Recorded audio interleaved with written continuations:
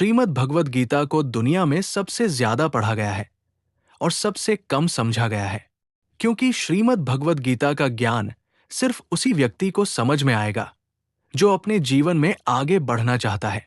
जैसे कोई अपनी तकलीफों को पार करके आगे निकलना चाहता हो, या कोई जीवन में सफलता को प्राप्त करना चाहता हो, या फिर अपनी जिंदगी जीने के तरीके को बेहतर बनाना चाहता हो।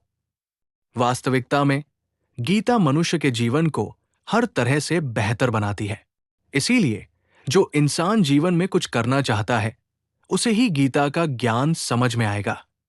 लेकिन जो सिर्फ मनोरंजन या सिर्फ जानकारी बढ़ाना चाहता है, तो वो गीता के असली अर्थ को कभी समझ नहीं पाएगा।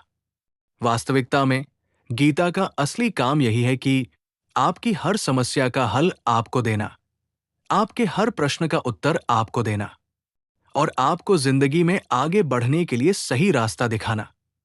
आज हम उसी श्रीमद् भगवद गीता की शिक्षाओं के बारे में चर्चा करेंगे। श्रीमद् भगवद गीता की पहली शिक्षा यह है कि यह कलयुग अर्थ और काम का युग है। इसका मतलब आज के युग में लोग आपसे सिर्फ तभी रिश्ता रखेंगे, आपसे सिर्फ तभी प्रेम से बात करेंगे, या तो उनका आपसे कोई काम बनता हो या आपसे किसी को पैसे मिलते हो।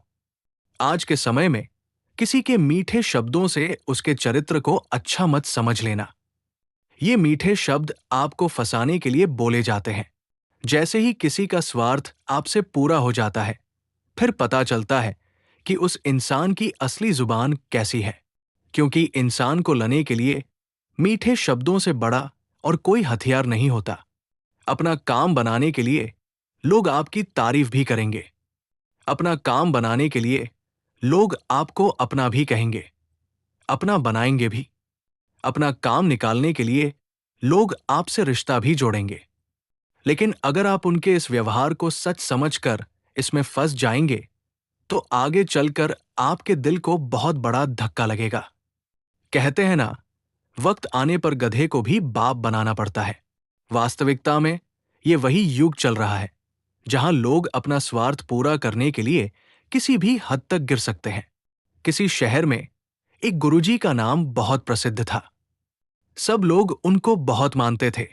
तो वहां का एक व्यापारी उन गुरुजी के पास गया और गुरुजी से कहने लगा कि मुझे अपना शिष्य बना लो, मुझे दीक्षा दे दो। तो गुरुजी ने उस व्यापारी को दीक्षा देके अपना शिष्य बना लिया। दूसरे दिन उस व्यापारी ने अपने गुरुजी की तस्वीर अपनी दुकान पर लगा दी। जब लोग वहां से गुजरने लगे, तो वो लोगों से कहने लगा कि आप मुझसे सामान खरीदो, सबसे अच्छा और सबसे सस्ता सामान मैं ही बेचता हूं। मैं अपने गुरुजी की कसम खाकर कहता हूं कि मैं आपसे कोई लाभ नहीं कमा रहा। धीरे धीरे बात गुरुजी के कानों तक पहुंची कि कोई एक व्यक्ति है जो आपका नाम लेकर आपकी कस्में खाकर लोगों को सामान बेचता है, लोगों को बेवकूफ बनाता है, और लोग उसके पास इसलिए चले जाते हैं क्योंकि वो आपका शिष्य है, और यहां तक कि वो आपकी कस्में भी खाता है। और लोग उस पर भरोसा कर लेते हैं कि अपने गुरु की कसम खाता है तो कैसे ये धोखा कर सकता है। एक दिन गुरुजी उसकी दुकान पर गए, तो गुरुजी ने जाकर देखा कि वास्तविकता में ये मेरी कस्में खा करके लोगों को सामान बेचता है। तो गुरुजी ने उस व्यापारी से कहा कि तुम मेरे शिष्य होकर लोगों के साथ धोखा क्यों करते हो? तुम्हें तो अच्छे काम करने चाहिए। तो वो व्यापारी बोला, मुझे गुरु शिष्य कुछ समझ नहीं आता, मुझे सिर्फ अपना फायदा समझ आता है। मैंने देखा कि सारा शहर आपको मानता है, तो मुझे समझ आया कि आपको गुरु बनाने से मुझे बहुत फायदा मिलेगा। मेरी कोई धर्म में रुचि नहीं है, मेरी फायदे में रुचि है। और जब से मैंने आपका नाम लेना शुरू किया, आपके नाम की कस्में खानी शुरू की, तब से मेरा व्यापार और बढ़ गया है। ये सुनकर गुरुजी को बहुत धक्का लगा कि कैसा समय आ गया है, कैसा युग आ गया है कि लोग अपने फायदे के लिए किसी भी हद तक जा सकते हैं। ये कैसी वक्त की विडंबना है कि लोग अपने माँ बाप तक को नहीं छोड़ते, अपने गुरु तक को नहीं छोड़ते।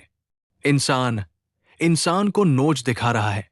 हर इंसान कोशिश करता है कि सिर्फ मेरा फायदा होना चाहिए, चाहे सामने वाले का कितना ही नुकसान क्यों ना हो जाए।